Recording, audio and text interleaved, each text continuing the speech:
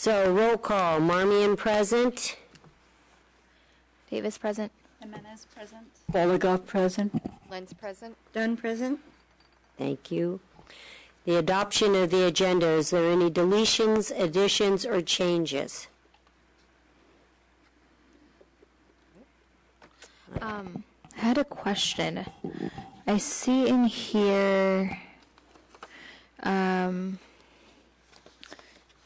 agenda report that includes the discussion of the mission statement, and I don't see that on our agenda. Am I just reading something wrong?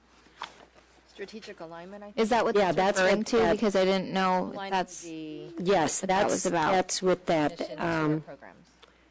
So that'll be on old business. Okay, so that falls under Yeah. that. Okay. Okay. So, now I have a motion to adopt the agenda then? I make a motion we adopt the agenda. I have a second? Okay, all in favor? Aye. Aye. We might have to share that one microphone. Aye. Either one, you can go either Okay. way. Approval of the minutes of September 9th. I wasn't here. Okay, you abstain. I move to approve the minutes of September 9th. Second. Okay, all in favor? Aye. Aye. And one abstaining. Okay, City Municipal Code pertaining to Parks and Recreation Commission. So I actually had that included, so as you're going through your program alignment, you would have what the purpose and what the municipal code said was the reason for the Parks and Recreation Commission, what's expected of you. And then I've also included there a resolution by the City Council concerning the establishment of rules and procedures. So that way you would just have in front of you as you're going through the alignment what we're supposed to be doing as a commission. Okay. Okay, So there's no real action on this one, just more information. so we don't really need to change anything. Is it? Can't. Unless you want to make a recommendation to the City Council about changing something. Current code. Right. Yeah, But it was more for information. I think that was one of the Okay. things I said last time, that I would bring this forward as you're going through, just to make sure that as we're working through the programs and the purpose of the department, that we're meeting the requirements of the municipal code. yeah. Because I think we do follow all this. Any other commissioners have any comments? Well, I like seeing that everything is outlined as to who we report to and what the process is of our service, because I think there had been questions back 3 or 4 meetings ago. And I like the fact that now it's pretty well laid out and we can refer to it. So that's helpful. Okay. Agree. Anybody else? No, I read it. I was happy with it. Yeah. Okay. Well, we'll move on. Citizen communications. Come right up. Okay. No. Okay. Old business. Strategic alignment attachment.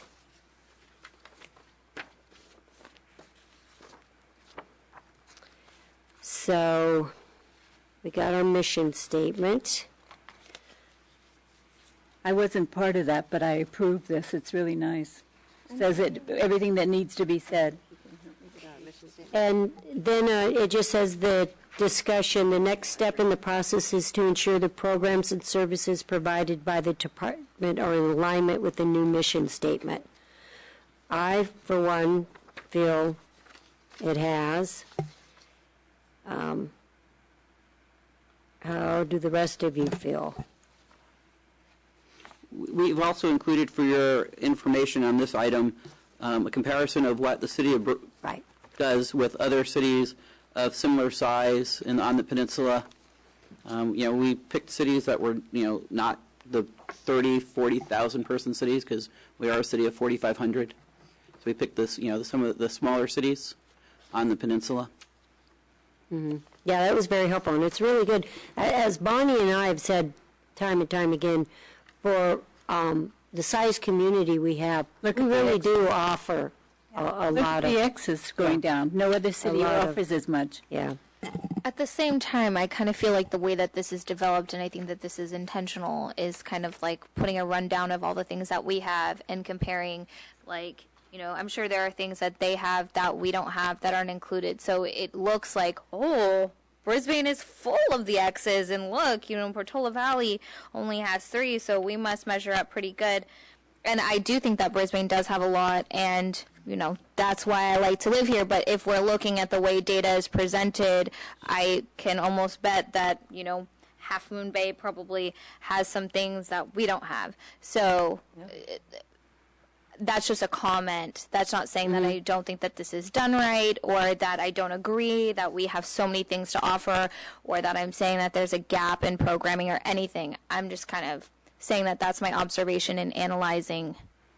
Well, if you'd like, Noreen can go through how she went through and That would be did great. the comparison. Can we, before we do that, can we take other comments? Because they might be helpful. Oh, yeah. Then maybe.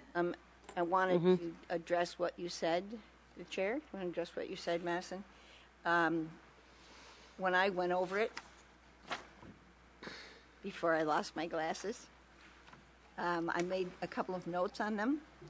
And what I saw were things that the Parks and Recreation Services were accounting for as being our services which the department provides. And I saw the Easter egg hunt, which is the Lions Club, and environmental events, which are citizens groups. The 4th of July event, help me out, I don't know what that is. No, she had included that as something that other We don't- communities all right, that I we see. don't have. Thanks. So that is a clear example of how that, But that is under community events, just not programs, where these are programs. Yeah, I understand what you're So saying. the other but- thing is that I see preschool enrichment, after-school programs, school-age enrichment, and these can be taken as school-related and the responsibility of the school system. And so those things were concerning to me because, as we all know, all of us who've had an opportunity to do research papers and take statistical reports, we can write them just about any way we want. And unless somebody is looking very carefully at them and wanting to nitpick them, things sail sometimes, and they just sail on through. So, a daily senior drop-in program, I've been saying for years, we don't have a senior center. We don't really have a drop-in program. You could stop at the senior housing lobby and have a cookie and a cup of coffee, but, I've had a strong focus for years about our seniors that are housebound, and not by choice as much. I take that back. Perhaps by choice, because there's nothing else to do. And I've asked that we take a good look at what real senior centers are doing, and try to account for that in our city, because calling it a daily senior drop-in program as compared, for example, to San Bruno or St. Carlos, and that's not a matter of population, that's a matter of philosophy. So those are things that I'd like to take a good look at. The senior lunch, that's once a month, is it? No, every week. It's every week, there's a senior lunch, okay. And the teen camps, are they run by our Parks and Recreation Service or by the school? Well, if you look at it, we don't have any teen camps. we don't have that. Well, thanks. And I shall not say this on the microphone, but my colleagues know what happened to my glasses. And Right. we, That is one of the areas where we don't have it. But for the teen program, we do provide $50,000 a year to the school district for them to be able to put it on.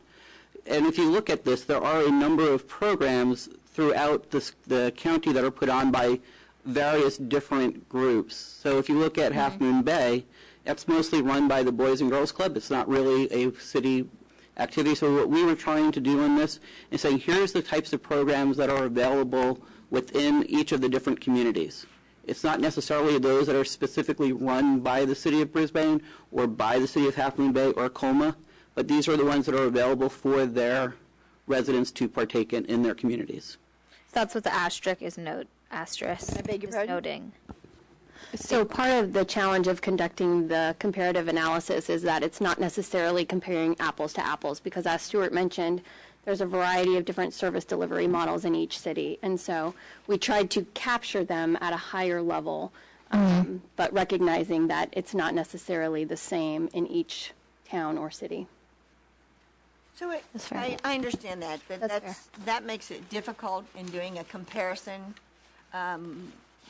We could eliminate all the other cities and just say, this is what we do, and we do it in conjunction with community organizations, et cetera, however that is done, as opposed to, when I look at these others, I suppose that if I talk to the city employees of Atherton, they would find a lot more going on there than we did, and they might not think of it in the way we were asking the questions, perhaps. I'm not sure about that, but I would think that a pretty affluent community may have opportunities that they may not think of it as coming from Parks and Recreation any more than the Easter egg hunt, which comes from the Lions Club. So those are things that I think, when we think about what the commission does and what our mission statement is, which is really, I think, really well done. That mission statement really can't apply to things like the Easter egg hunt and so forth, because those are done by somebody else. And But that's what this says. It says community events. I understand.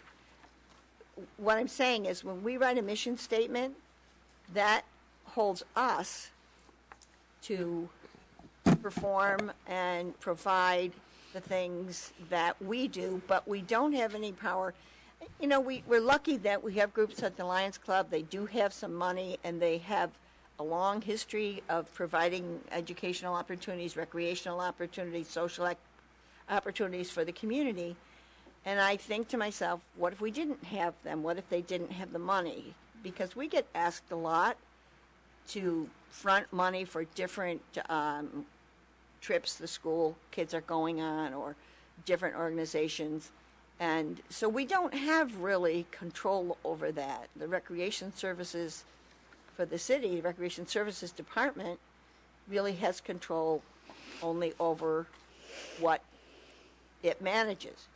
I will agree with you that we are very fortunate in our community that we have a lot of other groups that provide services, such as BDW, such as the Lions Club, such as AYSO. Right. But they also use facilities that are owned by the city and run by the city. So I think Subsidized. So the question, I think, for the Parks and Recreation Commission, when they're looking at their mission statement, at the programs we want to do, and making sure we're in alignment with what you want us to do, is to say, does the Parks and Recreation Department and does the City of Brisbane need to provide all services within the community, or should the city look for partners, such as we've done with, Silver Spot does an Easter egg hunt for toddlers. Right. Lions Club does it for bigger kids. BDW does a number of classes in voice and dance and acting. Teens. AYSO does a number of classes, or soccer. They do soccer clinics as well as doing other things. We have different individuals in the community who put on different sports camps at our facilities. Yeah. And all this is really important. And I agree with you, Jamie, that it's not the Parks and Recreation Commission, the Parks and Recreation Department doesn't do everything, but how does the Parks and Recreation Commission want us to work with the community to make sure that all these kinds of things are provided? I think that's something that's worth a policy conversation. I think the balance that I see is this, that we're fortunate we have these groups, we're fortunate we have these opportunities, and they do a tremendous job for the community. They happen to do it in a variety of ways, one being recreation. What I want to be certain of is that the Parks and Recreation Department, Commission, whatever services we have, doesn't look towards the department itself providing for services, that we're only kind of shuffling contractors and other groups. I want to be sure that the mission statement that we use is one that we adhere to in terms of effecting service, not just receiving service. But in terms of, how things are going in the community, I think on the whole, with the exception of two areas that I've been very concerned about, that of the seniors and that of older teens, I think that we have, quite a lot going on for a small city. I think we have a lot going on for any city. Anyway, that's my only concern, is that our mission statement, which is really well done in a really concise way, applies to what we do and what we set out to attempt to do. And I for one, have these two areas I'm really concerned about because I think they're underserved, and I would like to see us not wait or not look to other groups to take care of them, but to be really involved actively in our subcommittee work and in our commission work, really actively work to get those in. Okay. Any other discussion? Have anything, Karen? Right now, are we discussing the, Can you talk into the mic, Karen, Sort of more? coming together. There's sort of we're discussing alignment right now? Mm-hmm, yes. I feel pretty good about what we do in relationship to the mission statement that we created. I do think that we need to continue thinking about older teens and seniors. I also wonder about the daily drop-in program and what that thank you. entails, and if we need to beef that up, maybe there's more that we can do. Well, I want to comment on that. I took a group of kids down that went to the seniors, the drop-in for community service, and they went there, and they do have an activity daily, different activities. We went and played bingo with them. So they do have a number of people that do come in there. It might not be a lot, but they do, and it is utilized. So there might be 7 people. There could be 3 people, but it is there, and there is a schedule. It might not be to everybody's desire, and some people don't want to go there, but we do provide a service, is what I'm saying. And kids have gone down there to help. The only other thing I was going to say, too, in this community events that the Park and Recreation Service helps, besides the Easter egg hunt, a lot of our staff, like the summer concert series, we have staff that helps with that. The environmental events, that's like I imagine the lagoon cleanup, the canyon cleanup, that's always provided by staff. Community Day, that's staff related. The holiday events, which are the tree lighting, that's all done by staff. So the only one that's on there, and it is a community event. It's been going on for a long time. Yes, the Lions have put that on, but we're just kind of putting it. I believe that's how I'm taking that, is that it's a community event. Right. So I'm stepping all over what Noreen did. So I apologize, Noreen. Okay. So if you look at Half Moon Bay doing the Halloween event, everybody knows that that's a huge event, community event in Half Moon Bay.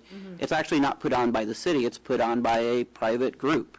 So when you look at some things like that, you have to try and figure out, okay, how do you want to show community events?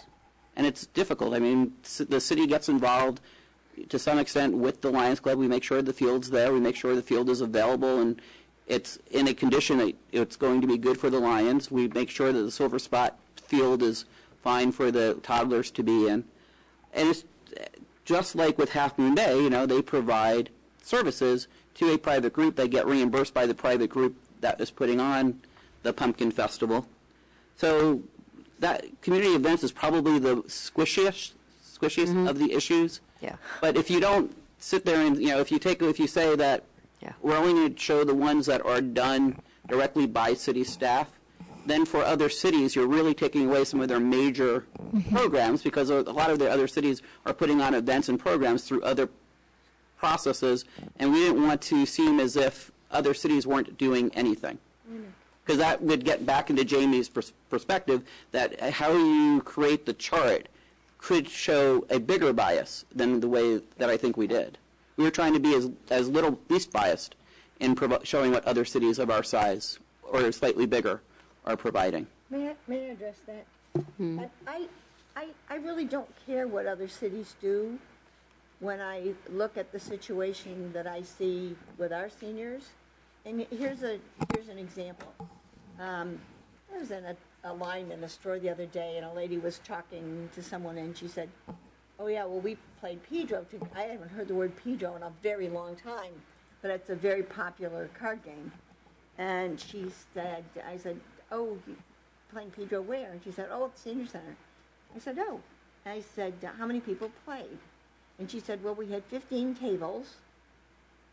And the minute you're taking a look at it, and what that is open every day for those people to go in if they get in a habit of playing chess together, or they get in a habit of playing cards together, or they get in a habit of discussing books together, but they have a place to go. To have an assigned program time between this hour and this hour, these are all questions I think we should address as time goes on. As you know, that's just something that has been on my mind for a long time. I've run a senior center, and there were 200 people there every day that came for a meal first and then stayed for all the activities, which there were a plethora of activities. I'm not saying we're not trying. I think we can do a heck of a lot better. And I guess I got really concerned about this when we talked about the library building, and they were talking about 4,000 square feet on the first floor, 4,000 square feet on the second floor, 2,000 square feet on the third floor. And I said, "Why only 2,000? They said, "We're going to have a garden." I said, "Well, we've got gardens all over. Why don't you take that 2,000 square feet and make it an open community program area? Whether it's, you know, teens, seniors, whomever, but it's an indoor space, and there are opportunities for people to intermingle, work together, play together, whichever." So that's where I kind of got into, you know, I'm afraid that if we say we have a senior drop-in, then it's believed in total that that's what we do have, and we have it at a, you know, what we considered a very good level. Well, okay, and that's where I will disagree with you, Jamie. We do have a senior drop-in. I think everybody here would say there is a space available for seniors to come in on a daily basis. And that's what we're here tonight to talk about, is what do you want us to do with that space? What do you want us to do with that program? What I'm hearing from you is you would like us to do more. Yes. But I'm also hearing from you is you're comparing us to cities that have 20 to 50 to 100 to 1 million people in them. We're not going to be able to provide, we're not going to have the same kind of result. This is the same thing, you know, Chairperson Marmion, or Renee, and I apologize, That's okay. had the same concern with us with the teen center. And it was a conversation that Renee and I went back and forth on for probably 3 to 4 years until the teen center closed, because she was comparing us to Foster City. So Foster City has a population base of 40 to 50,000 people. We have a population base of about 4,500, so about a tenth of it.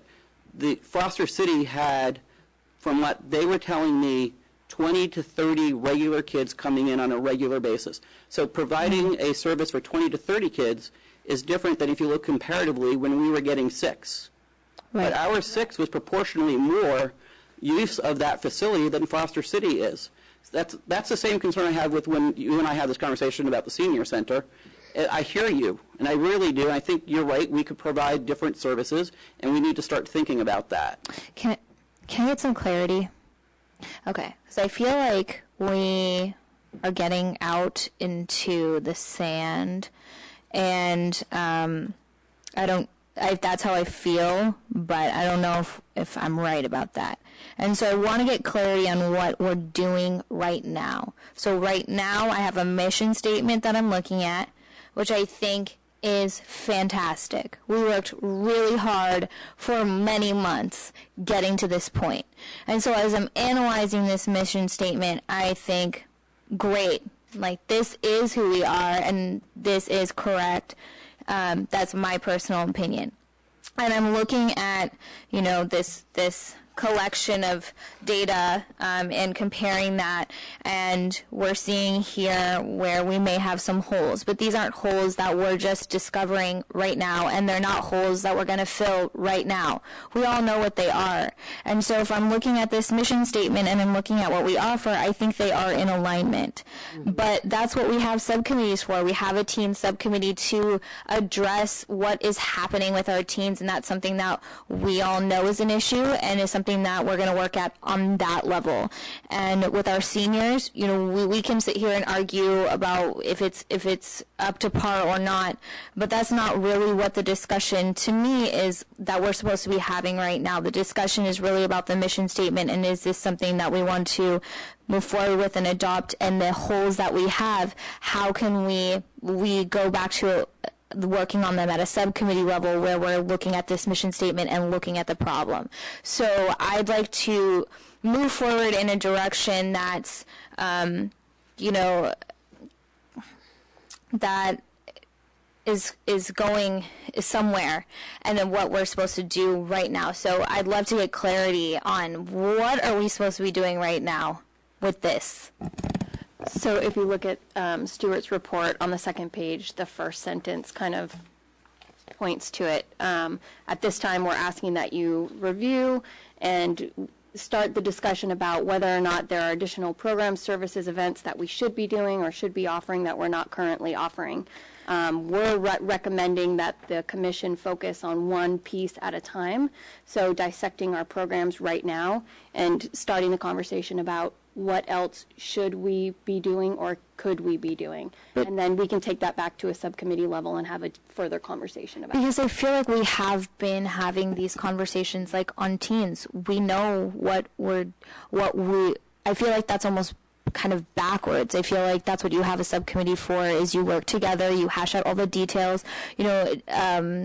Teresa and Jamie and I talked for an hour kicking back and forth ideas about teens. And like if this could be a very long meeting if that's what we're doing, and we toss things out, we realize, oh no, that's not good, oh no, that's not good, and then we're coming up with an idea, and once we think that it's a solid good idea, then we're talking about presenting it back to the commission.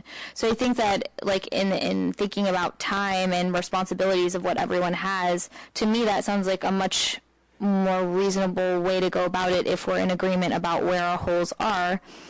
That at the subcommittee level is where we determine the nuts and bolts of that, right? Correct. So I think the conversation that Jamie is bringing up is an important conversation, and the feeling is that we are not doing everything. We're not doing the types of services, providing the types of services that Jamie thinks we should be providing for seniors. Right, and I agree. That's a summary, I think, of what I'm hearing from you. And so, right, you could take that back to the subcommittee. And the next question is, are there other areas where you don't think we're providing the types of services to the community? And then the conversation in the subcommittee is, okay, what other services can we be providing in this community? And then the next question is, how do we provide it? Recognizing that maybe the city is not the best provider of all services, because maybe some of the services for the seniors may be better provided by the county. Or helping through through some kind of interaction with the county, and say, okay. Recreation services? Yeah, there are senior services that the county provides countywide, and there might be some areas where you say that here's a service that we would like to have, and they say, okay, the county is doing something like that. and then use the county resources to make it happen in Brisbane. I mean, we do that all the time with the county. We do that all the time with other cities. You know, we have South San Francisco come in and do our traffic light maintenance. We have another service come in and do our chemical analysis of our water lines because we don't have the staff to do it. So we bring in other people who can help us do those things. So yeah, I mean, it might be that we sit there and say it may not be the county. It may be a different group who's a senior-oriented group who can come in and do that. There may be a teen-oriented group that can come in, like the Boys and Girls Club, can come in and say, yeah, we'll provide services if you provide the facility. So that's what I think. I agree with you, Madison. That's where we should be. And we should be talking, okay, I get the sense that there's something with seniors that we need to do. And as Noreen said, are there other areas that you think we're missing? So instead of going in circles, maybe it would be good to, like, each of us state the areas that we are thinking need some help and that we'd like to see addressed, and that way from there we can make a plan of action. Okay, so it sounds like teen subcommittee needs to meet, and then we go from there. Right? Under this recommendation, it says, review the mission statement created at the last meeting and recommend any changes if necessary. If we're all in agreement, in alignment with the mission statement, and that we are providing this with that, we can go forward. Great.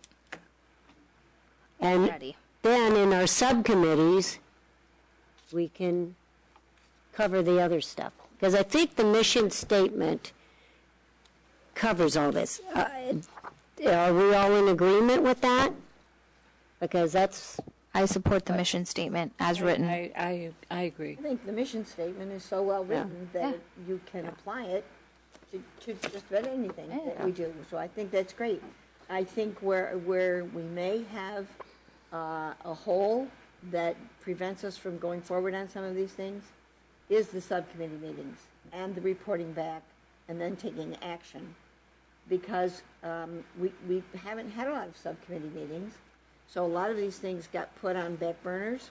But I think if that's a goal of ours, to make sure we do bring these things to subcommittee meetings, that we do come back with plan. a proposal, Yes. and that the commission takes an action on that proposal, I think we will have remediated a lot of these things.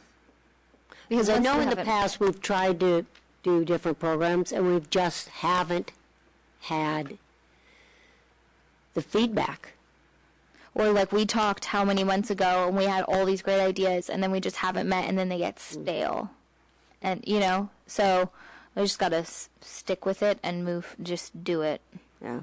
Okay. Should Okay. we make a note of which plan. subcommittees should meet? Well, yeah, Holes that we'll, we're identifying? well, can we do that towards the, I think what Karen's saying is what holes are we identifying? but can we just do setting the subcommittee meetings towards the bottom of the agenda where it's on? Sure. Because right now we're just trying to, if we're in alignment with this mission statement, then do we have to make a motion for it, or Sure. Because you're adopting it. we're adopting the, okay, can I make a motion. Motion to adopt the, I make a motion to adopt the Park and Recreation Commission / Department's mission statement. Second it? all in favor? Aye. Aye. Okay, so we've adopted the mission statement as the mission of Parks and Recreation Services in Brisbane is to engage and inspire a healthier community by providing fun, inclusive, innovative, and safe parks, facilities, and programs. Be so Sounds like a adopted. winner. Good one. Thank you. Okay, we'll move on. New business. Possible recommendation to City Council regarding park cleanup and maintenance. Right. This was the issue that had come forward at the last meeting regarding cleanup after a party back over Labor Day weekend. We haven't had complaints about the park since then that I've been aware of. That was up at the baseball field, correct? Now, that Last was year. down at the community park. Okay. There was a complaint that the garbage was not picked up. The baseball field one occurred on the residence page, I think. Okay. Well, this one was after a holiday It was week. after a holiday weekend. The issue I think that was before the Parks and Recreation Commission was do we want to recommend to the City Council to have a deposit, a cleanup deposit, and then the conversation after that is how do we ensure that it's actually the party itself that is leaving the mess, and it's not somebody who comes in after the party, or it's not a different group than the party. And the recommendation from staff at that point would be is do we want to have a person at the party like we do at the community center or at the Mission Blue? Because when there's a party going on in Mission Blue or at the community center, we always have a staff person there that ensures that they have met their requirements of their deposit. And of course that would cost more money, and then we would probably need to raise the rate of the rental if we were to do something like that. Through the chair. Yes. Didn't we kind of like throw that idea around more as like a deterrence? It's like a deposit, but we don't ever, it's more to make people aware, hey, clean up after yourself. If you don't, there's a fine. But without really having that intention of actually enforcing that, because that'd be really hard. So I don't know if it's just like even just not worth it to make up things like that just for the heck of it, or like if we would use that more as if we use it more as like a deterrence or an actual thing. Well, I think one thing, and I've talked to Noreen about this, there's really one solution. Put more garbage cans out, receptacles. I think that works would too. solve the problem. I agree. And as we said, we're coming into the winter months. It's probably not going to be as many parties, and perhaps Public Works could then have enough time to get these in for the spring and the summer events that will be going. But we probably need more receptacles. And then I think Public Works has done a pretty good job of cleaning up. They have somebody out there early in the morning when they open up the bathrooms and stuff. So, Through the chair? yes. I really don't know how big a problem this is because we have very few complaints that I know of. So, getting into heavy enforcement or fines and things like that, you sort of develop a system for the very few. If, in fact, it's not that big a deal. I'm not certain if it's that big a deal. I think there was a lot of chatter about it over the summer. Sorry. I think there was a lot of chatter about it over the summer on the residence page. It occurred more than once. I think we don't hear about it right now because it's winter, weather's colder. But I think during the summer, and, I have family that lives right across the street from the park, so I kind of hear it on that level, too. There is a mess left often. But I think that's just going to be heavier in the summer when the traffic is there. Yeah, garbage cans. Yeah, I agree. Yeah, and I think, I'm sorry, go ahead. No, good. I think you're right. I think that there was one incident in particular. Right. Where there was a party, and then there was a fitness group meeting the next morning early before Public Works was able to clean up the park. And the issue seemed to be overflowing garbage cans and animals getting into them, and I think that was the problem. So I do agree that adding some receptacles. We can order 4 more garbage cans and put them out there. Yes. I think that would And then at that point, if we don't, then maybe that's just a sign of people are just being outright negligent. And then we take that step to, I hate having that reputation of being like, fine you for this, fine you for that. Like, I don't want us to be like that. I want to be welcoming to people coming and wanting to enjoy our park. So I think we definitely, if we did more receptacles, that would be giving people opportunity to put their trash somewhere. And if they're just outright not doing it, and maybe then we can clearly see, okay, we're just having high amount of foot traffic, and with that brings people, more opportunities for people to decide not to dispose of their trash properly, and then at that point we can take maybe a stronger act against that. So Okay. And just to be clear, I not only read on the residence page about the park down here, but also the baseball diamond, that between like one event to another event, the second event, people that came in were just horrified by how much trash was And all if I'm not mistaken, it wasn't actually an event that was scheduled there. So it's just somebody who left. Possibly true. I have no It is true. idea. I'm just reporting Right. what I I mean, we looked into that. We did get that. It was, some people did a pickup game at the baseball field and left it messier than we would have liked, with beer bottles and pizza boxes, Yeah. is my understanding. But it was not a group that had rented the field. It was just people who had used it. Yeah. For those, it's difficult for the city to, Yeah. we've asked the police department to, what we did on that one is we asked the police department to do more patrols up there during the weekends. So that way, if somebody was partying on the field, the police department was aware of it and would make it a less than acceptable place for teenagers, which was probably what it could have been, given what was left there, place to be, because they would be more observed. So goes along with our teenage events. We do have teenage events. They're just not scheduled. You know, I was just thinking, this is going to open up just quote of the night. baseball. I thought, oh, now we're going to hear Crocker Trail and Quarry Road. So my suggestion, garbage cans That's just all along. Just everywhere. The town of the garbage every- can. Makes a lot of sense as Yeah. opposed to getting heavy into it. it's just that, I don't know how Public Works are about it going around. Well, that would be the problem about picking Yeah. up garbage cans on Crocker Park. In the community park, it's easy. But having somebody to be scheduled pick to 'em do it up. in Crocker Park, we would probably have to hire somebody to. We would probably hire a contractor, because it's not obviously a full-time job.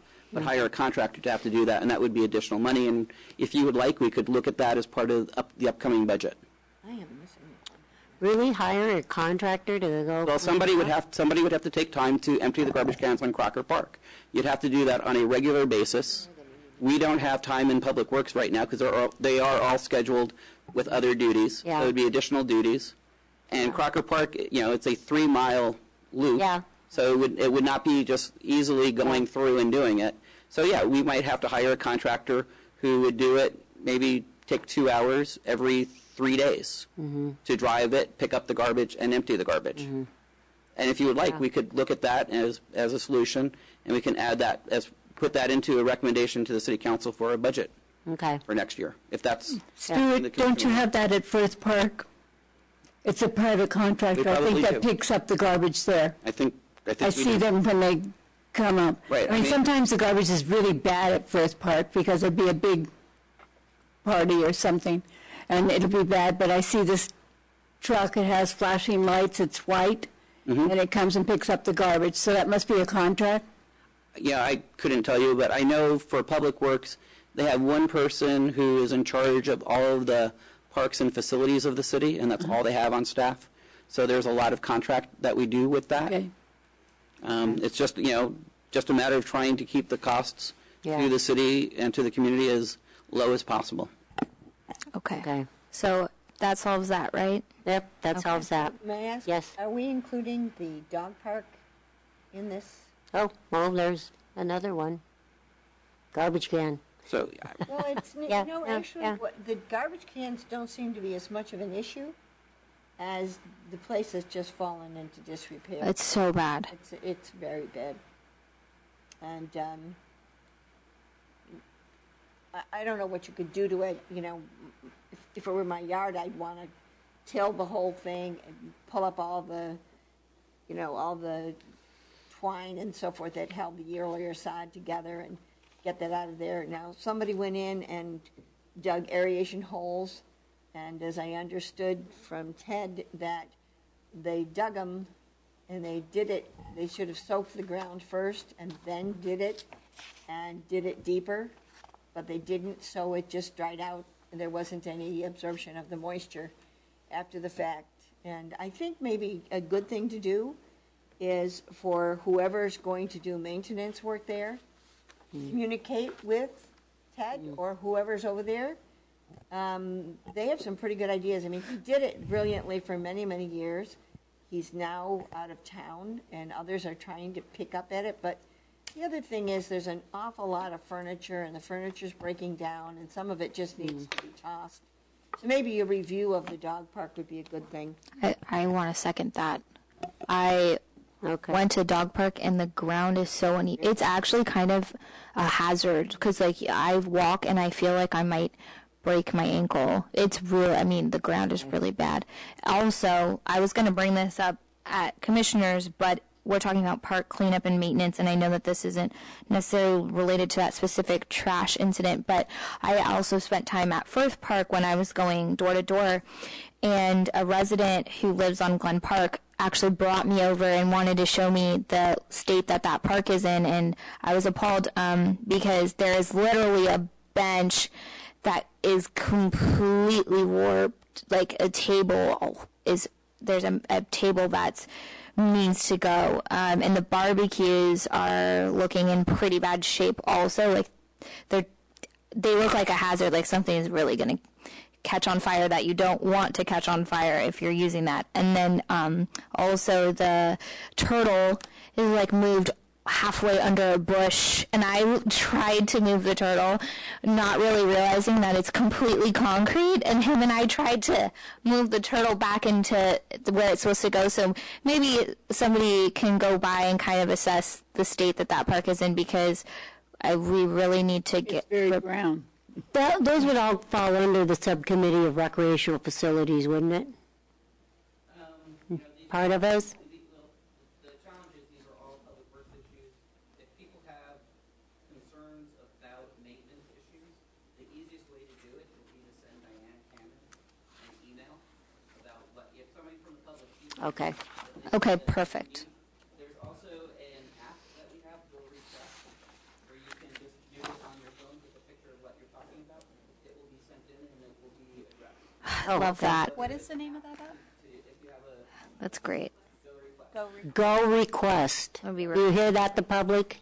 Go request. I will say, Randy gets these concerns and issues, I mean, not only from the Parks and Recreation Commission, but when we're at the city council, somebody will say, have you looked at the fishing here? Because there's this board that doesn't look right. And, he says, yes, we'll go take a look at it, but if you wanted it to be done quicker. Perfect. Okay. For a council meeting, go to, just put it into the app and we'll take a look, and it'll just be part of what we do. But I'm just asking you again, would these fall under, these parks under the facilities, recreation facilities? Okay, because we could address that too in the subcommittee. Okay, Thank you for saying that. I was going to ask, yeah, wouldn't we yeah. make it a regular point that we Yeah. bring up the dog park? Yeah. And First Park and whatever parks in those facility meetings? yeah. And then if there's anything that comes up, we won't have to wait till another commission. You just bring that. Just yeah. bring it up You then. bring it to Yeah. Public Works and advise. Maybe make a recommendation to them. Okay. Sorry. Okay. No, good, thank you. Just want to throw that in there. Okay, we're gonna, anybody else have anything on maintenance? No. Okay. Select a representative for Bicycle and Pedestrian Master Plan Committee. Noreen? So we thought that this would be You're good. most appropriately assigned to a Trails Subcommittee member. And although Lyle is not here this evening, he did express a willingness and interest in serving as the representative, so, Good. Do you just need one? yes. Is this the? You just need one representative? Yes. Excuse me. Is this the master trail plan that the city's working on? Yes. Okay. This is the bicycle, yeah. Is there anyone else who's interested? Well, on that subcommittee, It's Lyle, Renee, and Okay. Karen. you could be an alternate, I can be an alternate. I'm happy to be an alternate. Who's chair? yes. I don't know how many people are familiar with Alta, with the company that is actually alongside the dog park, the back end of the dog park, and they are building electric motorcycles. And when we look at trails and pathways and all the times that we've been talking about the width of these things, I talked to these guys about how much space do you need to run one of these vehicles? Have you thought about running these vehicles? I know this sounds funny and very old-fashioned, but running these vehicles with a sidecar, because if people are going to go shopping, it's hard to carry things out, but having an electric vehicle that they could use on pathways And he said they hadn't thought about it. And I said, well, how much space do you need on the side of each of these vehicles that you don't have exhaust or something that's affecting people, other people that are walking? And they said, you know, a couple of feet on both sides. So I think that, you know, engaging them someday or those kinds of services, because we're looking to the future of not using gasoline as much, and they're, you know, in the avant-garde of putting together a vehicle of this sort. Just thought I'd throw it out there that we could talk to them and be have them someday talk to us about what they have and what their future plans are. Okay. Okay, I'm going to move on. Reports, chairperson. I don't have anything to report. Subcommittees, subcommittee meetings. Anybody report on any meetings you've had? We're going to have one next week. We had one. Okay, what did you have, Madison? We had Festival of Lights. Oh, that's right. I forgot about that. It was quite a short meeting. That's why it was on election day. And I just want to shout out Noreen, because I don't know if you've seen the Festival of Lights flyer, but it is awesome. And it looks like it's super fancy, and it looks like an event where you would see it, you know, in another city, and you'd be like, oh, I want to go to that. That looks cool. So it's really well done. And you guys should really check it out. So, speaking of which, did we get the cookies sorted out? Okay, they had our thing. So it's, you know, the great thing about Festival of Lights is that when you've done it for 20-something years, right, it just kind of runs itself at this point. So we got it all down and ready to go, and yep. Are the banners going up? Oh, what? What? What happened? That's We need new banners. From what I understand, the individuals that put them up last year were not willing to put them up again this year. Were those city employees, or It was volunteer that did it last year, from what I understand. City do it? Why not? Again, Public Works does not have time within their schedule to put up the banners. So do we hire someone? We could, if the commissioner would like to make that recommendation. That's what I think. Yes. We do. Yeah. yes, we didn't invest in these in these decorations to let them sit there. And last time we got them up just kind of for a minute. So I think we invest in somebody who puts the lights up, right? Do we pay for someone to light up the tree? Mm-hmm. Yes. I think that is part of Public Works' budget. So I'll find out what the cost is, and I'll talk to the city Let's do manager. it. And also, maybe later, festival lights people, maybe get some new banners too. Already we need new banners. I don't know. They just, check them out. Check them out when they're put up. Yeah. But Okay. I think Just something I think for they your should future. be put up. It just makes the whole street more festive. Well, Yeah. we had them for years, and then remember they Right. disappeared for a while, That's right. and then we found them again. Well, thank God for that. So good. Yeah. And we had hydrants. That wasn't a subcommittee, but that was an event. We had that. And I think we reported that at the last meeting, but we actually had the event. And it wasn't quite the same as last year, but that's because there was a lot of time and energy I personally put into that event that I just couldn't give this year. But I felt like we still had a pretty good turnout, and there was we focused this year on redoing hydrants that have already been painted, not new hydrants. So I think also people weren't as excited about that because everyone likes to do a new hydrant, but no one really wants to restore an old one. But I just have to say that there's somebody did SpongeBob, and the SpongeBob is is on visitation, the top visitation. I think it's on visitation, and the SpongeBob that existed prior was quite an interesting character, And the SpongeBob that we have now is an amazing, I mean, not about anything about the other SpongeBob, but this SpongeBob is really well done and really entertaining to look at. So when you're driving on visitation, just look over and check him out because he is fantastic. So how many didn't get repainted? I think a lot. I mean, there's some that were painted last year that they don't need to get repainted again this year. So We had about 20 to 25 hydrants that were restored as this Okay. part of this year's event. that's pretty good. So there's still quite a few that need restoration. Okay. And we'll try to focus on those in the coming years. But we did have a lot of people who are interested in designing with their new design. And so we'll have to, the subcommittee should possibly meet to have that discussion about whether or not we're going to accept new designs for the next year or if we're just going to continue to focus on restoration. But we did have a relatively good turnout. We had several people signed up on Saturday, but a lot of people driving by and coming through the park on Saturday that said, hey, can we still do it tomorrow? So it's great that it was a 2-day event because we got a lot more interest than we anticipated. Good. May I? Thank you.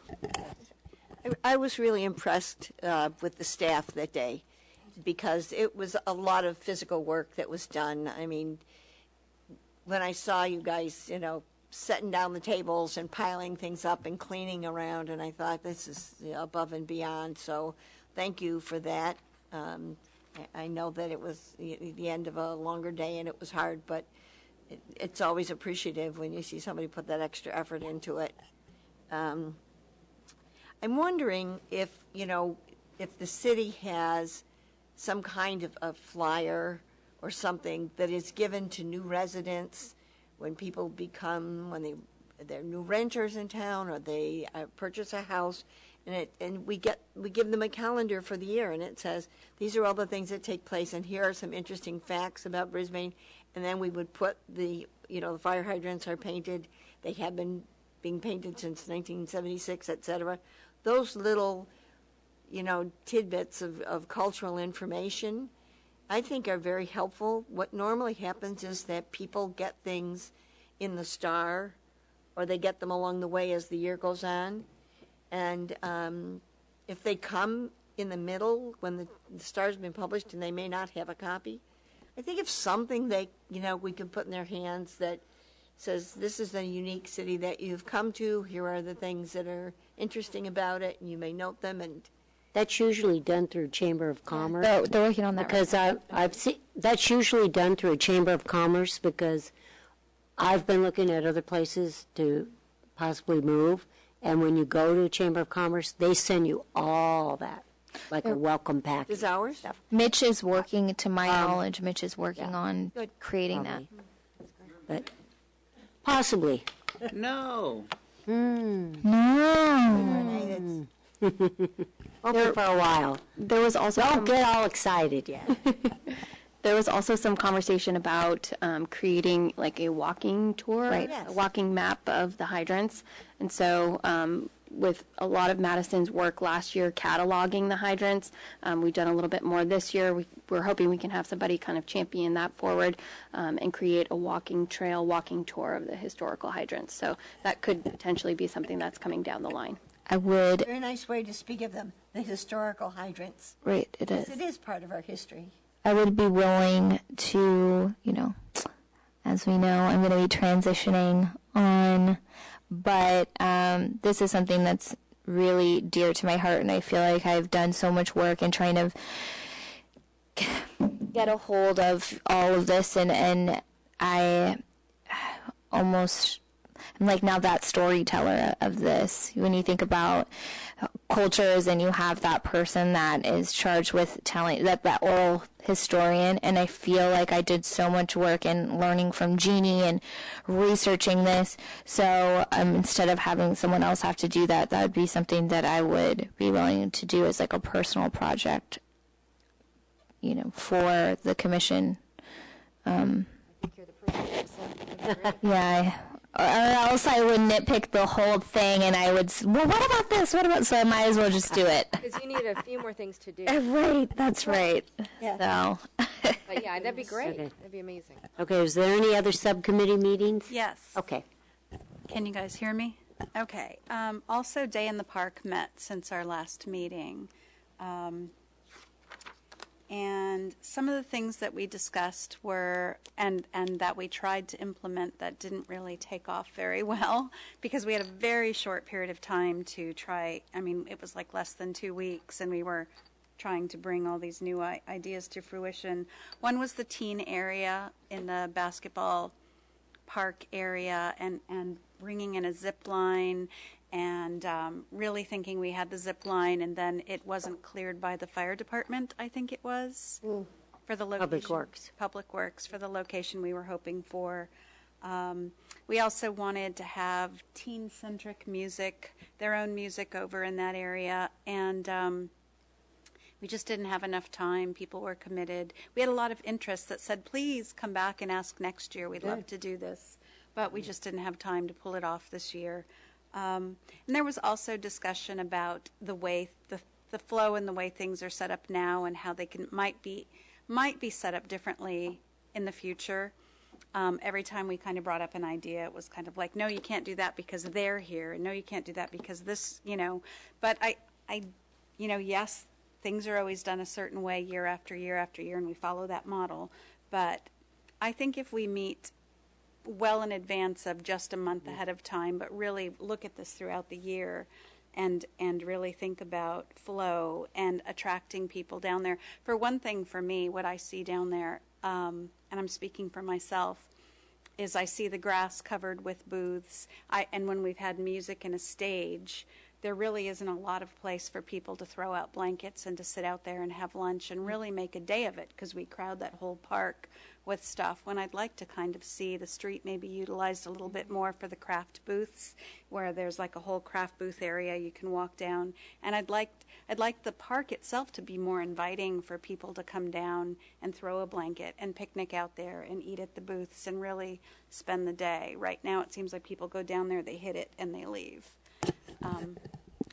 Can I add to that? Sure. So when we did the Parkside workshop, the pop-up, and I was seeing that street close, and I was like, whoa, how cool is it to walk out here? You're never really walking in the middle of that street.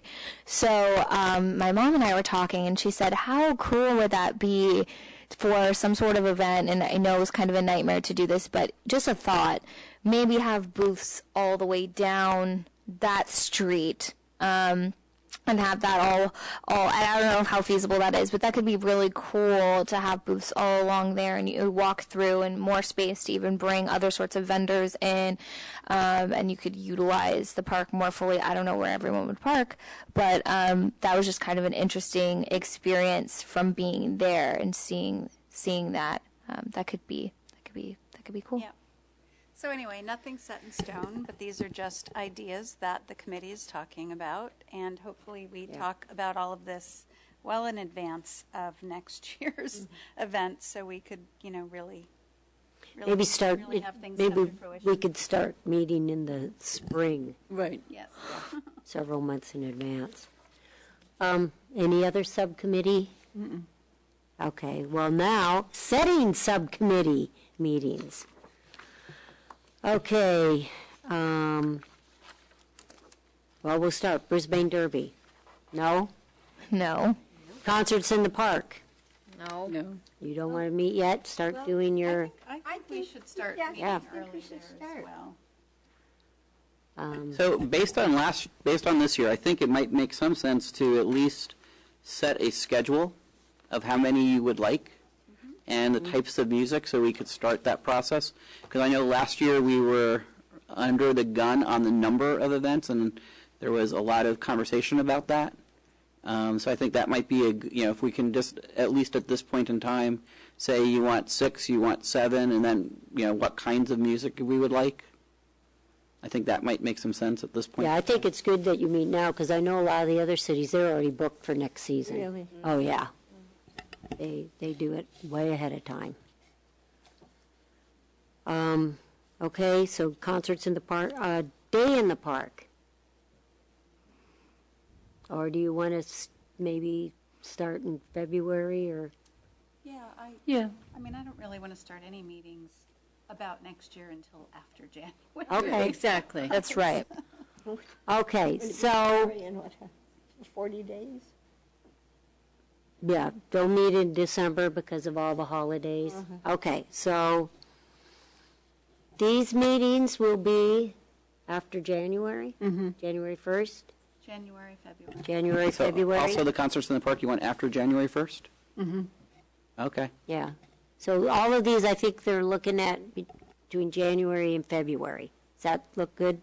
Even March if we have to. Well, also, we need to figure out who's going to be on the commission, too. That's going to totally, Oh, totally, yeah, throw like, everything. we should wait until I agree. we know who is going to be here, and that, because this is all going to get shifted around, who's on what. Right, right. But we do know which events we're going to have, like the day in the park. True. And Yeah. like concerts in the park. If you wait until the city council decides. So in the past, Jamie, when did you start?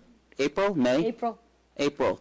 So in the past, it could take up to 4 months after the beginning of the year for it to start. I think, Okay, For yeah, the- you're for right, the- you're right. I mean, deal with the commission you have today, and then when you have a new commission, whenever that new commission sits, deal with the new commission at that point in time would be my recommendation, because otherwise we're going to run into the same problem Yeah. of just stacking. true. Okay, Because the other problem you guys have had in the past is stacking too many meetings within the month that everybody cannot make all those meetings. right.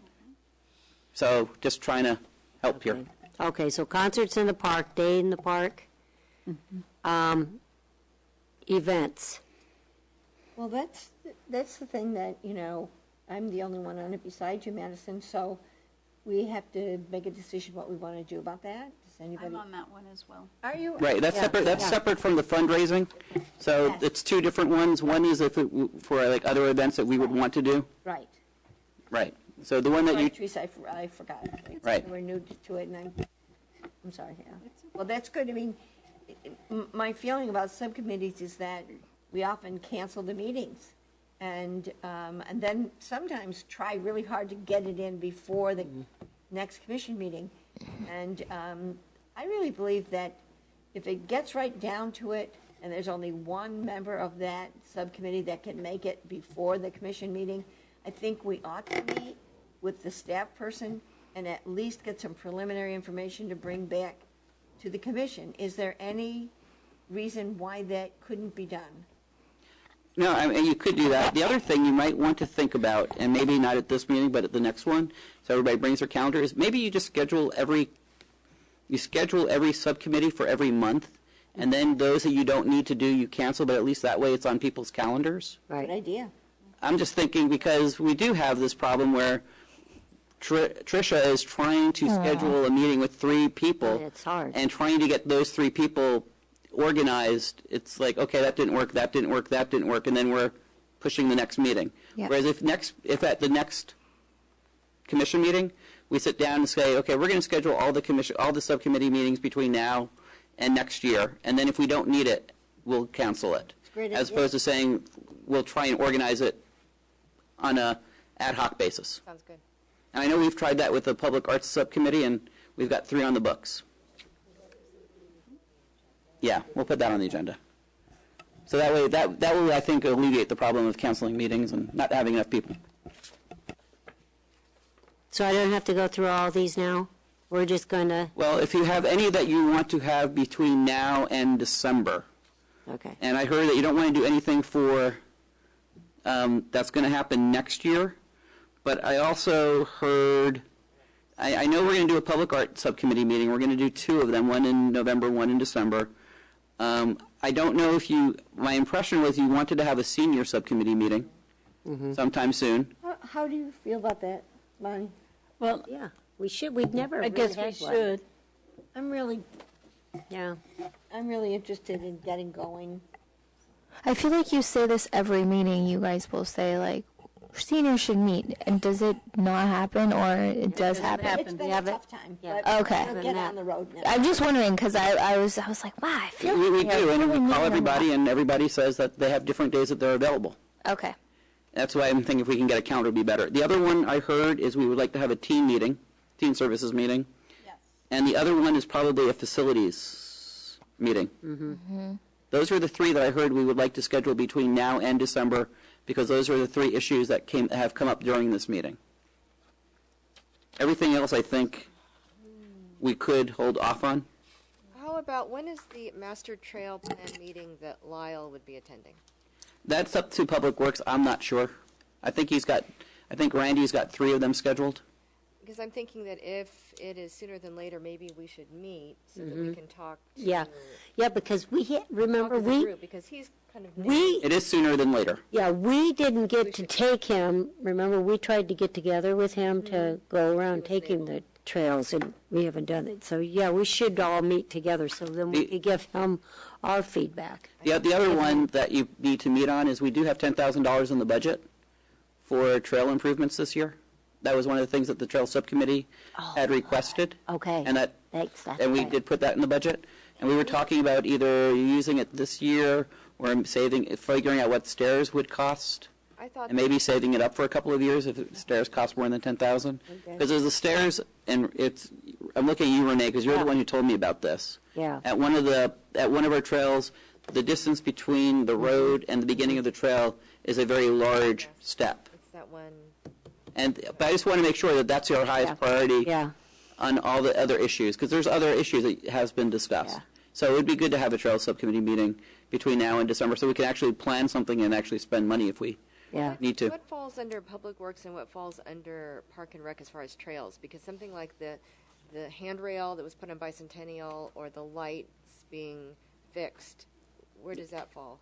Well, so the idea would be Parks and Recreation doesn't build anything. We recommend.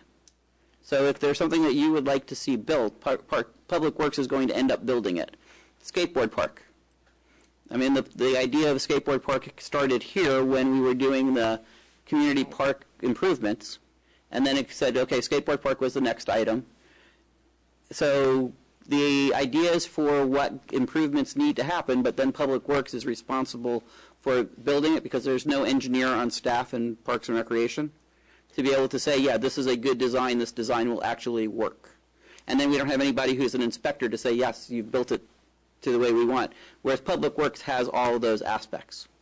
So the budget, the $10,000 in the budget. That's in the Parks and Recreation Department's budget. Uh-huh.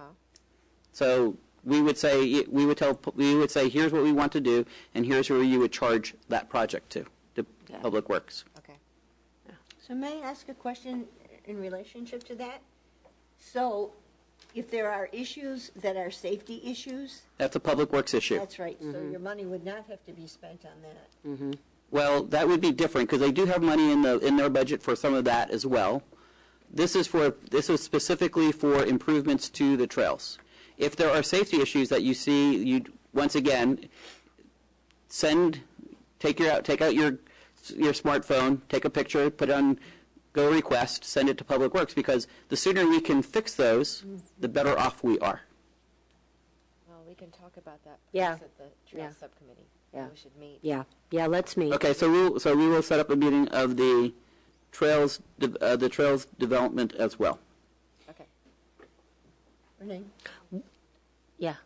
I'd like to know if we can have a meeting of whoever's going to be involved with taking a good look at the dog park and the condition of it and making some recommendations and getting the people that are there involved a little bit. Because Ted used to be very good at getting people involved, Ted and Wendy. I haven't seen her in a very long time, and he's now away. She got hurt. Did she? I'm sorry to hear that. I'll tell you later. Okay. And that would be the recreation facilities, so they are meeting. And what we do with that committee, we walk around. We drive around and go to all the facilities and look. That's what we've done in the past.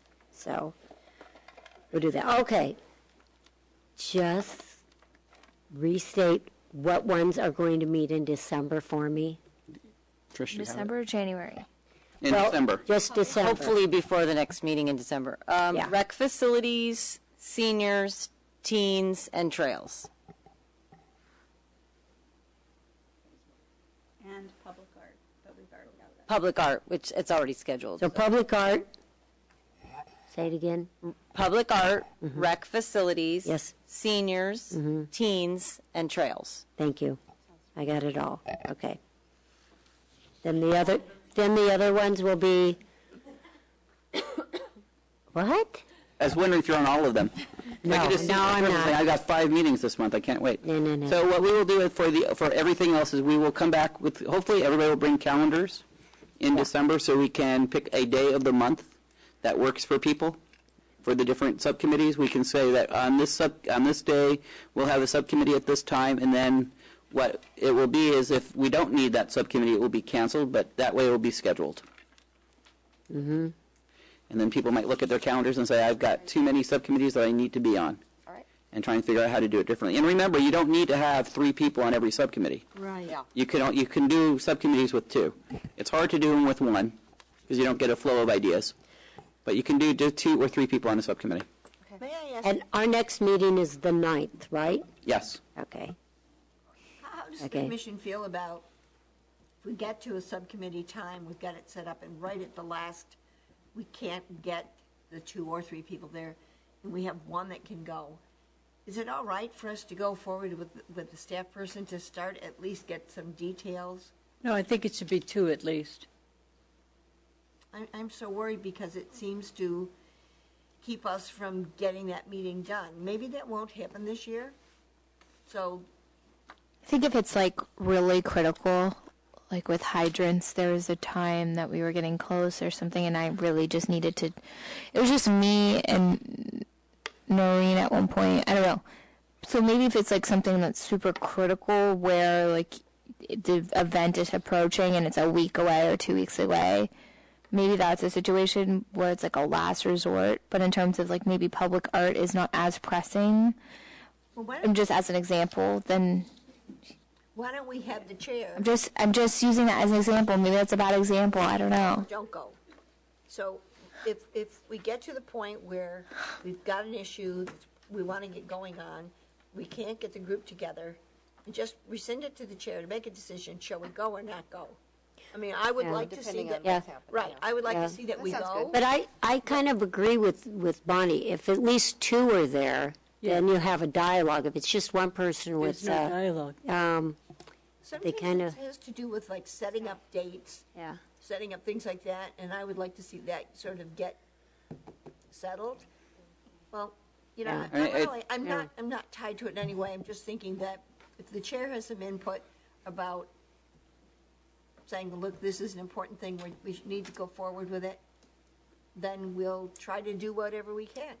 Yeah, I mean, let's see what the calendar looks like, Yeah. and let's play it by ear, because Case by case. there are some things, you're right, Madison's right, Jamie, you're right, there are some things that are critical, that if we don't have a meeting from a staff perspective, and we will run with certain things, because we need to get some stuff done in order to make something happen.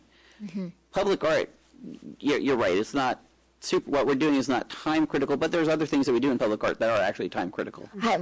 It's just an example.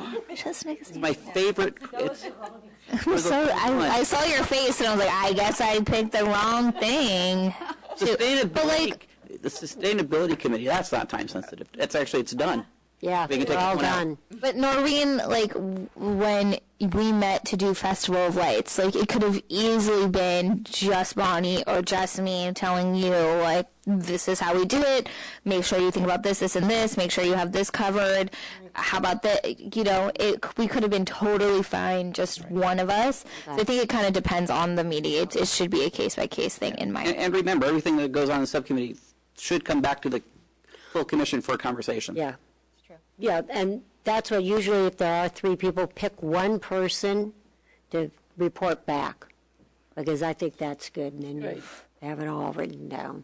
You're always really good at taking notes at everything. Yeah. So may I ask, Okay. the Lions Club takes care of the Star Awards, right? The star? What Star Awards? We used to. They do Star Awards for decorations of. For decoration Oh, for okay. Christmas. Oh, that was That's something. okay, because the Star Awards, from a city perspective, there used to be Star Awards that we would do it. Okay, and I'm going to now insult people. If you tied your shoes 3 days in a row, you might get a Star Award from the city. I mean, I knew I insulted people because how many did you get, Madison? See? So many. And I was so proud. We used to go at Whitman, and I used to walk up there, and sometimes you'd get a pin, but Right. then sometimes you'd get a trophy. If you got it in a certain number of years, you got different things. What happened, though, over the years, because we gave them, it started off, I think, with gardens. And then it came people who volunteered in the city, and then it moved into something else. So, as you know, in our city, almost everybody volunteers for something. Mm-hmm. And what happens, we were doing 100 to 200 Star Awards. We would have it we tried it at Mission Blue, and we'd give away free food, and then people stopped showing up. Then we did it at the pool, and we gave free admission to the pool, and people didn't show up. Yeah. So we said, okay, instead of that, let's concentrate more on the volunteer of the year. Yeah. So that's, when you say Star Awards, I apologize, because I was thinking That's the exactly program what that I we thought. used to do, but we don't because it lost interest. And that might be one of those things that, again, one of the things that I've learned in recreation, things cycle, It's like hydrants. just like hydrants. They cycle. So we may want to do something like that where we recognize volunteers again.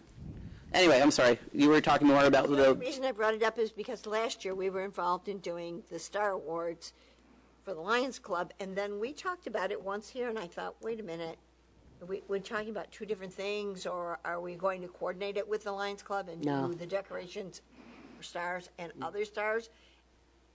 I get it. There was another entire process. I get yeah. it.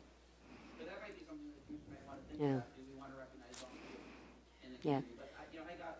We did it at Lipman Gym for years. Yep. It was a big Yes, thing. it We was. used a big Good turnout. Yeah, well, yeah. It's amazing. We had over 100 people sometimes. Well, I think I I think it encourages volunteering, and I'd like to see Yes. maybe rethinking it and making it something that people would want to attend. I don't know. It's worth thinking about. So we'll add that to the events subcommittee Yeah. when we get the events subcommittee to meet. Okay. But not this month. It'll be after January. Right. Incidentally, I agree with Okay. that, and I think it's a really good way to get our younger people in schools. I know this may mean like a lot more awards or such, but keeping these kids involved in the community is really important. It works for me. Yeah. Uh-huh. Yes. Yeah. Yeah, look what happened. Look what happens. Yeah. I'm just saying. Okay, I'm going to move on. Commissioners. I got nothing. Anything to report, commissioners? I Okay, have some things. okay. Okay, let's see. I had some parents from BES interested in a Minecraft camp. Ooh, that's cool. And so I did a little unofficial survey of my own and came up with about over 25 kids who would be interested. So Noreen and I spoke about that, and That's looking great. at that as a possibility for a summer camp. And it sounds like Noreen even has some connections in that area. So there are vendors who will put on these camps, and some are known by some of the parents in town and have been recommended. So I forwarded that information to Noreen. So that might be a possibility for a camp for the summer. And along the same lines of a summer camp, the Shakespeare Festival had their production of Hamlet recently, and this was the first time I haven't gone with my kids, I think in, I don't know how many years, and but I heard it was well attended, and also the director of the Shakespeare Festival collected names of people who were interested in the summer camp, and I know last year we did it in August, and we didn't have a lot of notice, so we didn't get a lot of kids. I think there were maybe 6 signed up or something, but we hope to have more this year, and so we now have some advance interest based on the show. So I'll get that information to you guys. And then third, I've been attending the ballet conditioning classes, and today was the only one in class. So we need to get That's some people so to class. What time sad. is that? It is 8:40 Tuesdays and Can't do it. Thursdays, 8:30 on Fridays. When you retire, Renee, instead of moving out of town, Oh, I get Just do ballet do ballet conditioning. conditioning. Town. Right. Just suggesting. Yeah, so I spoke with Rudy today about ideas and bringing more people in, and we tossed around the idea of maybe making his Thursday classes, which is now a core class, which nobody's going to Evening. maybe make that a yoga class, because possibly bringing in some of the people who were coming in the morning to Michon's class, and maybe they'd meet him and they'd be interested in the other classes. So he's considering that. What time is the ballet conditioning again? 8:40 on Tuesdays and Thursdays, 8:30 AM. on Fridays. Yeah. I need Just wondering if it's just a timing thing. it is. Yes, yeah, I'd go. I can't go. Yeah. It's too late, and I also think there are, maybe the moms who are With home. kids. I mean, it conflicts kind of with, the time when you're trying to rush and get your kids off. Well, the reason why it's 8:40 is School starts at 8:30. right. It's the idea is trying to catch some of the parents who are dropping their kids off who can then go, because we're trying to put activities at different times of the day so that we have a good array. And we have Dawn doing the collective in the early morning. We have some classes in the evening. We're trying to find something in the morning, but honestly, the morning classes have never really been a huge go. So Is he interested in evening? Have you proposed? it's a possibility. I could talk to him about that. I wonder how that would go. I wanted to find out how well attended are the evening classes. How are yoga, Wednesday yoga, and Monday Zumba doing? So Monday Zumba, she's been gone for a while. Okay. I don't think that I know the yoga class, she maybe gets about 4. It's very difficult to. Well, when she's up at Mission, she's one of the only activities that's up at Mission Blue. And we're running out of room in the community center because everybody wants to have their classes down there. So they're not in perspective of the size, again, of our town.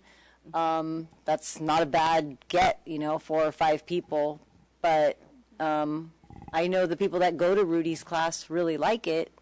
It's a great class. But I don't know why we're having a hard time getting the people. There was a lot. Michonne used to do well. So I'm surprised more people don't kind of. I know that we have like social media sites for the city and everything, but I think it could be beneficial to throw it up on residents. One of us, I don't know if that's violating anything, but just throw it up on there because there's a lot of people looking at that all the time, and just get the word out. And I'm sure there are people who say, oh my gosh, I didn't even know that this existed despite everything that we tried to do. I think that's like a surefire way to get people to actually know there's 750, however many members, a lot. 800. I think I did, and I also put it on Mob on Facebook. So I tried to get the word out.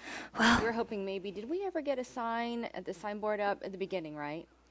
Yeah. I know it's hard to get anything up there, but maybe in the future if there's a little empty space. Yeah. It's a shame because he's such a resource in town, and I just would like to see some. And there were times in that class that we had 6 people, but then people aren't consistent, and so there are many more days with just 2 or 1 or 0 showing up. So unfortunately. Yeah. And we tried That to is. change it around because in the beginning it was a session thing where you had to pay for so many sessions, or you could do the drop-in.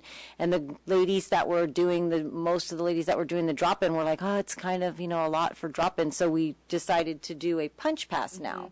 So we're doing a 10 punch pass, so it's a better deal than doing the drop-ins, but people are still just doing the drop-in because Did you have some people buy cards? one person bought a card. Okay. When you buy like a session, though, you're committed. Like you've already paid for. Right. Well, that's why we went to the punch pass, because it doesn't really expire. You just use up those 10 as whenever you can use them up. Sorry. But also, the commitment is still not Yeah. really there. But go here. Just as another idea, I think besides advertising, it's sometimes really hard to convey enthusiasm for classes and things like that just through straight advertising. Really, the best advertising is always word of mouth. Why don't we offer some type of incentive, like in classes that need enrollment? Say, if Karen brought a friend in who signed up and stayed for any period of time, Karen would get some kind of little bonus for having brought somebody in. I mean, it's anything that fosters that word of mouth and getting people talking about it. Class for free. Yeah, a class for free or a certain percentage off your next enrollment or something like that. And then it motivates Karen to keep going because she has something she's got to use up. True. Just an idea. Okay. Anything else? I have one more thought. But Oh, you weren't no, done? it just quickly came to my. I just formulated instantly, so I and I- almost didn't I couldn't even say it fast enough. But what I was thinking is that I thought about. I think I mentioned this before, but I'm thinking that it might be helpful in the STAR to have an adult fitness calendar. So you list on each day what anyone could do in the city that has to do with fitness. That's So if they're trying to cobble together in town some sort of a fitness plan, they could say, okay, I could do yoga this day, I could do tennis this day, I could do taekwondo this day. Everything that's offered for adults, to have it on a calendar so that someone can then circle and make their Throw it on workout there. plan. Refrigerator, Exactly. instead of having to look it up. Yeah. That's a great. So we could ask Caroline if she can do that. I mean, always the challenge is, if you notice, the STAR is usually full of other issues and other information. But I can ask Caroline if she can put in a calendar. Basically, I think maybe what it would do is to change the calendar a little bit, because we already have a calendar at the back that shows all of everything that's going on. So maybe if we could do something where we take that, put it into more of a calendar form, and then add some things from Parks and Recreation onto that. Might work. Maybe So that way you know when all the you have the council meetings, commission meetings. Yeah. Because And it's, yoga. and yoga. Oh, I can't go to yoga. I got to go to the council meeting. I mean, the challenge is just trying to get all the information that's going on in the city into 4 pages Yeah. or 8 pages. Sometimes it's very difficult. So trying to pick up a half a page for a calendar. Or how about this, Stuart? How about if you put it online on the website and it's a link to a PDF that they could print out. we could do that. But you notice it in the STAR and you say, Right. Fitness calendar for Yeah. That's a good idea. each month. We could do that. Print it out, make your fitness plan. It's kind of, I think, part of our Sure. I mean, we could do statement something of similar. healthy. Yeah, Right, something similar to what we do for the pool, right, Yes. which shows you when you Yeah. can and cannot swim at the pool. right. Yeah. something similar Adult to that. fitness schedule, activities Yep. in Brisbane. I say yes because I know Noreen's going to do it. And I just wanted to piggyback on when you said about Minecraft. I want you to know Club Lippman has been doing Minecraft. I believe it's on Thursdays, and now we just finished our trimester, and the new classes will start again. But we've had about 15 kids sign up for that. It's been really good. So, wanted you to know that. Okay, a couple of things. A couple of years back, Kaboom gave us an award as a Playful City. And we have a nice sign to that effect, but it's stuck back almost behind the bathrooms. And I'm wondering if that can't be more prominent, especially since this is the recreation service, and I think that's a nice thing to be designated as such a Playful City. So, I'd like to see us have a subcommittee on publicity, and that we work to really develop some useful means of participating with Channel 27, because it comes up. I bring it up every year because I'm really thinking that there are ways that we could be advertising things, and people don't have computers. People don't pay for cable if they can't afford it, but most people have a television. And if you put things like, for example, the senior luncheon's going to be up for the December 20th for the Christmas luncheon. And there are people, I'm sure, that are not, that's the Lions Club, that's not something that might be made available to everybody. We're trying to garner all the numbers and names of people right now. But somebody seeing that on their television and seeing what it is and that they're invited, I think those things are very useful to us. So I would love to see that. And I'd like to be on that if we do go in that direction. Have a public bulletin board. Yes. What is on there right now when there is not a meeting being televised? It just runs through the different commissions and when their meetings are and when the city. There are council- movies, there's public access movies, and, But it does say stuff that's going on in the city. I've seen it right, I mean, before. we Different asked Caroline, and events. she'll put things through that process. Well, But yeah, can we no, have a it's- subcommittee to work on it and just see if it becomes Sure. useful, and if I mean, it's not, that's- I think it's worthwhile. if it's not useful, then we'll just disband it. Yeah, I mean, that's under The your. image is on E. there. I'm like, I know. is this photo of? What? There's like a photo of someone's front Well, stairs. Well, it's okay. I mean, I think that if we look in that direction of, E. adequate use of that, I mean, can you imagine of all the things that happen in here in the city, if they are rotating up there on a regular basis, you can turn that on at any time and see those things. I think they're, Instead of like almost crashing. There's the your car. calendar for the park and rec. there you go. Yes, perfect. Instead of like I'm always halfway crashing my car trying to look at, Yes, What does that exactly, you know. exactly. So I know. So, we had an ad up for a new rec person. Yes, and has that person been hired? We have 2 positions open, and so we had the first panel today, and the second panel is tomorrow. And may I ask, are they two positions that were vacant? They were or two new? existing. So the first is the aquatics coordinator position that Ben formerly held Right. at the pool. We converted that from a 30-hour position to a 40-hour Great. position to encourage retention. And the second position was Russ's former position, which we downgraded from a supervisor to a coordinator. So those are the 2 recruitments that we're working on right now. Okay. Thank you.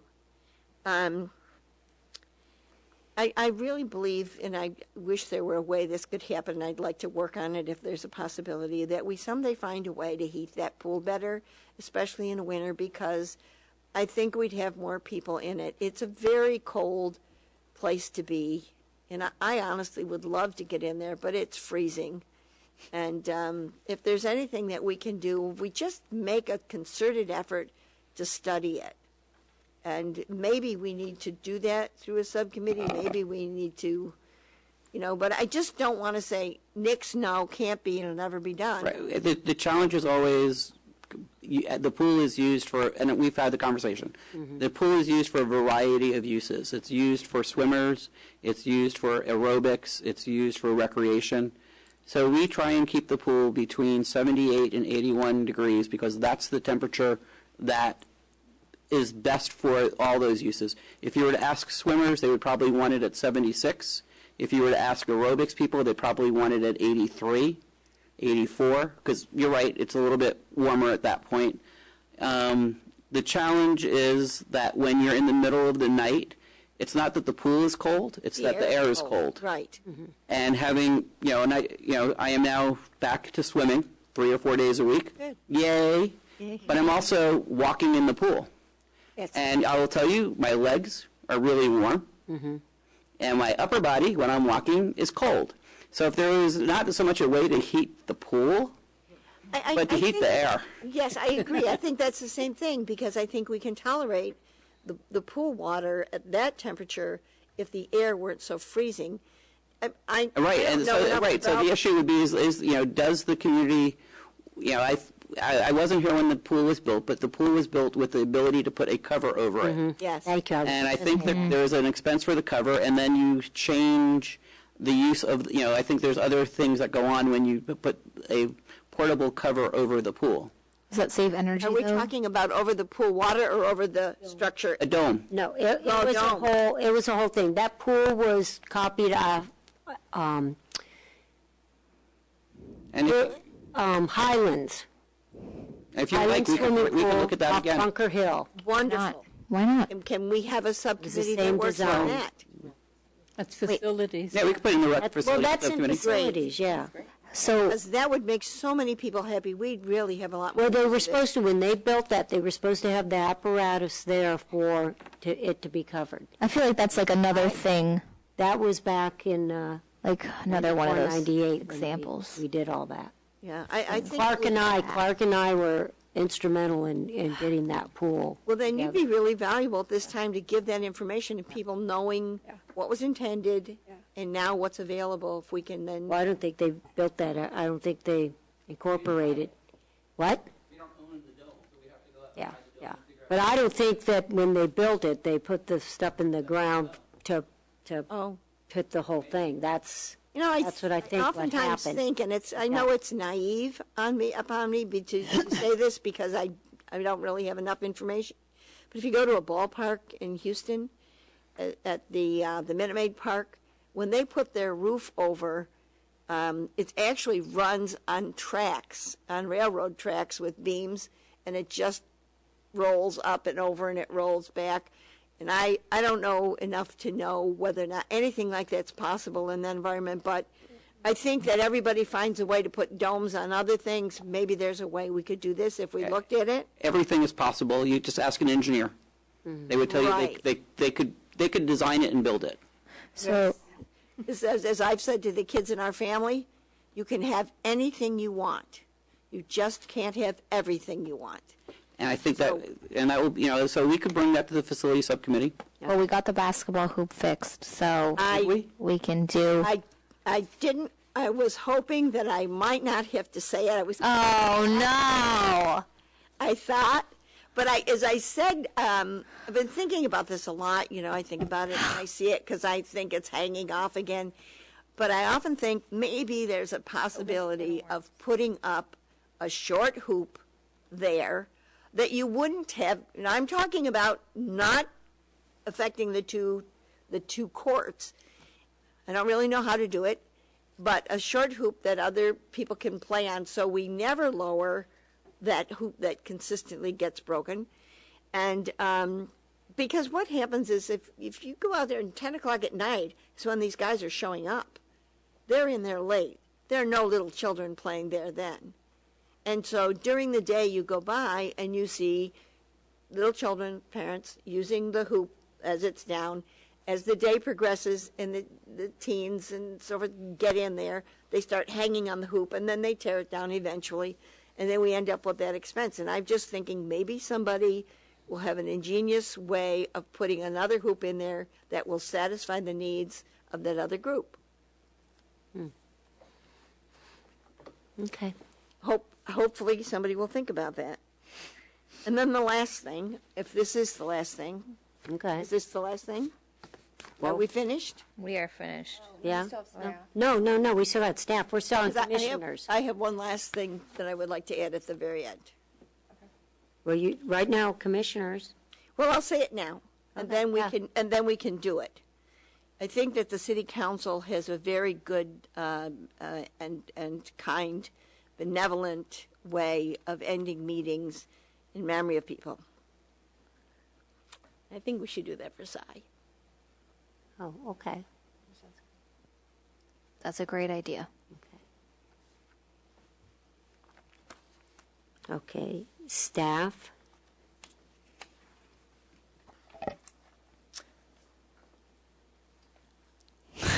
I'm going to defer to her after I say one thing. Right now, well, because she has the information more than I do at this point, we do have our winter camp that opened up for registration. That's open now to anybody that wants to register. When does it start? December 21st. I believe it starts on December 21st. And it's 2 weeks. It's just 3.5 days a week because of the holidays. Holidays are on Friday, so that's open for registration right now. And if you thought that her flyer was great, Madison, wait till you see the new activity guide she's working on. Can't wait. Stuff. Can't So she's wait. got there's some new stuff I think coming in, and she would know more about that than me. So the new activity guide will be coming out with the next edition of the City Star, coming out the first week of December, which will allow us to have them in time for the Festival of Lights event and be able to give them out to people at that event that might need them. We also sent out, I shared with each of you, we sent out preschool and after-school surveys to both programs and received a smaller response from the preschool program, but a fairly positive number of responses from the after-school program. So we are in the process of determining next steps and how to move that forward, and we'll potentially have a face-to-face open dialogue discussion with the parents and staff from the after-school program. Let's see, winter schedule is in effect at the pool. And the last thing I had to mention was that we have a new photography class coming in the winter-spring session. We have Marissa, who will be coming on board to offer an great. adult photography class. She also expressed some interest in offering a teen class and a cooking class, but we're going to start small and build from there to gauge the response from the community. For those who don't know, she's the one who helped me coordinate all of the printing of the hydrant photos, and she talking about metal and canvas, and she edited all of them, and she even came and took a bunch of photos herself. The one that's a compilation of all of the hydrants, she took all those photos and made that whole layout. So she is super experienced. She worked at Sammy's Camera before this, and she's been a photography teacher for years. So this is somebody who's really, she's really qualified, and it's going to be a good class. Just for the public, when is the class?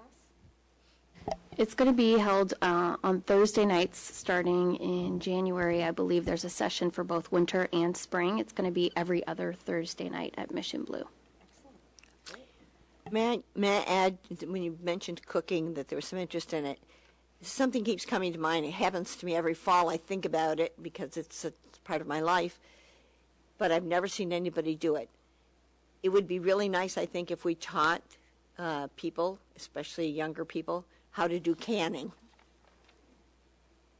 Ooh. How to can the things that they can keep. For example, we're losing a lot of fruits. It's a little late to do some of that. But this was sort of a whole tradition that we did all fall, putting things up and having them be available for the winter. And I think it's a great skill that's getting lost. And if we have people who are interested in doing cooking class, maybe they would be interested in having this little niche to it. I know that the city of Redwood City actually has a contract instructor that they use to offer canning classes there. So if there seems to be enough interest for a program like that, I would reach out to them and their contractor and see whether or not they might be willing to come and offer a program here. And one last question. A 4-H group. I'm asking about that because I met somebody who's involved in 4-H in other communities. And someone suggested that the Lions Club start a 4-H club, and we don't start clubs, and we'll give money to people who do start clubs and want to organize things of the sort. But I don't know if we want to talk about that at a later date, put it on agenda to see whether or not that's interesting to us. I would have loved that as a kid.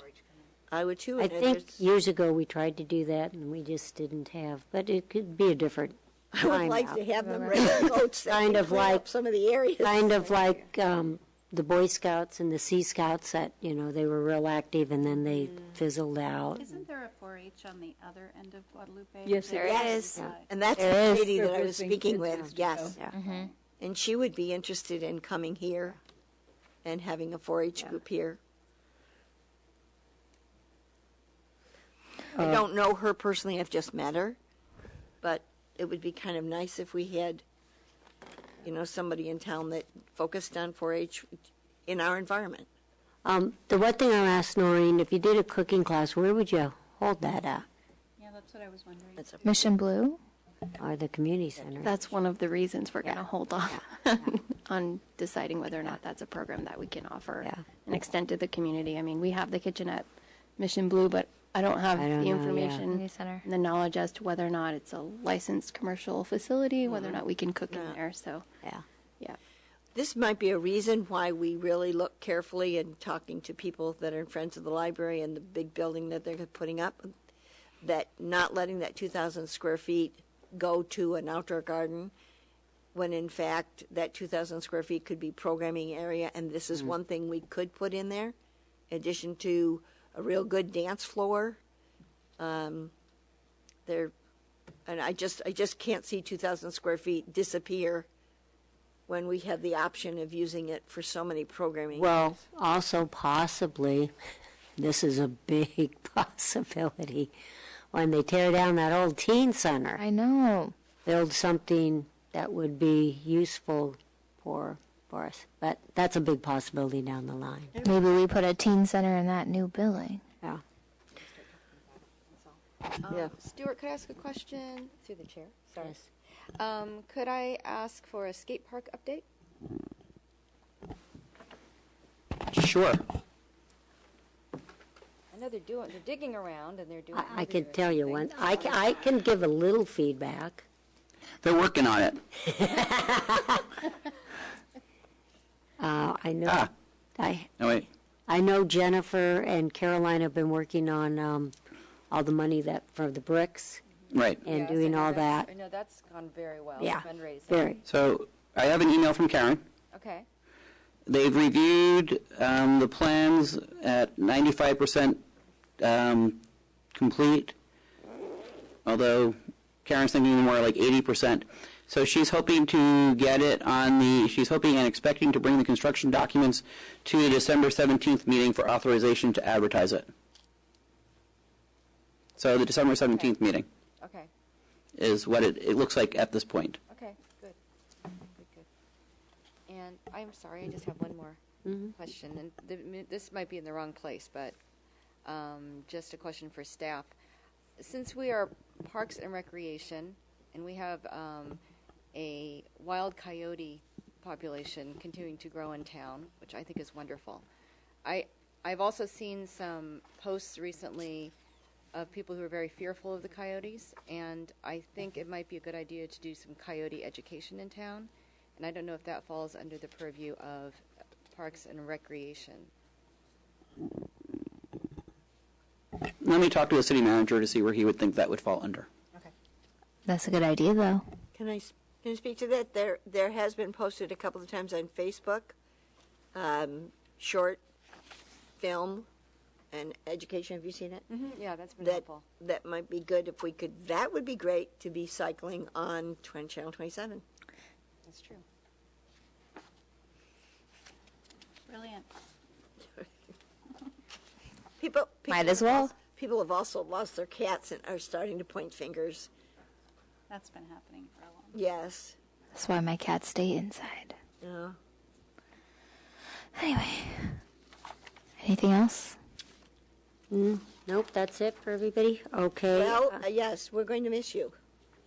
Thank you. I'm going to miss you guys, too. Congratulations. Thank you. Congratulations. Thank you. And you're done with the programs report? Okay. Commission matters. Written communications. I don't have any written communications. So the commission calendar. What will we have for next? So we're going to do the scheduling of the subcommittees. I'm also I'm trying to get a date from the Peninsula Conflict Resolution Center to talk about facilitating of meetings and running of meetings. And I think that might be a good thing for the December or January meeting as we're going through the transition of the commission. So I think that might be a good thing to do. So I'm having no success in them returning my phone calls or emails. I'm not quite sure what I did to them. Send them a message that says, we have a conflict, we'd like to have you resolved. I think what I need to do is, Responding. what I think I need to do is have the city clerk give a call.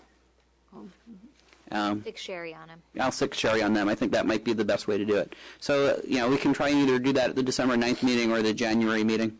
See when I can get them. Those are the big issues that I think are coming up, but there are going to be some subcommittee reports. And I think that might create some time when we're talking about the senior programming and we're talking about teen programming. So let's wait to see if we can schedule those meetings between now and December 9th, because you do have Thanksgiving week next week, so that may be make a bit of a challenge there. And then also we'll see what comes out of those. But it might be a late meeting in December, but it usually is, because everybody wants to plan for their holidays. Okay, and before I close the meeting, I'm going to take suggestion of Commissioner Dunn and have a few moments of remembrance of Cy Bogoff.